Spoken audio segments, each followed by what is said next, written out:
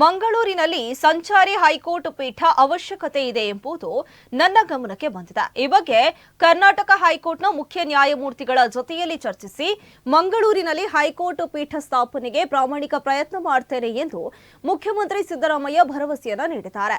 ಮಂಗಳೂರಿನಲ್ಲಿ ಸಂಚಾರಿ ಹೈಕೋರ್ಟ್ ಪೀಠ ಸ್ಥಾಪನೆಗೆ ಕರಾವಳಿ ಭಾಗದ ವಕೀಲರ ನಿಯೋಗ ಮುಖ್ಯಮಂತ್ರಿ ಸಿದ್ದರಾಮಯ್ಯ ಅವರನ್ನ ಭೇಟಿ ಮಾಡಿ ಮನವಿ ಸಲ್ಲಿಸಿದೆ. ಈ ಸಂದರ್ಭದಲ್ಲಿ ಮಾತನಾಡಿದ ಹೈಕೋರ್ಟ್ ಪೀಠ ಹೋರಾಟ ಸಮಿತಿ ಸಂಚಾಲಕರು ಹಾಗೂ ವಿಧಾನ ಪರಿಷತ್ ಸದಸ್ಯರಾದ ಶ್ರೀ ಐವನ್ ಡಿಸೋಜಾ, ಕರಾವಳಿ ಭಾಗದ ಜನರಿಗೆ ಕ್ಷಿಪ್ರಗತಿಯಲ್ಲಿ ನ್ಯಾಯ ದೊರೆಯುವಂತಾಗಲು ಹೈಕೋರ್ಟ್ ಪೀಠ ಸ್ಥಾಪಿಸಬೇಕು ಎಂದು ಮನವಿ ಮಾಡಿದ್ದಾರೆ.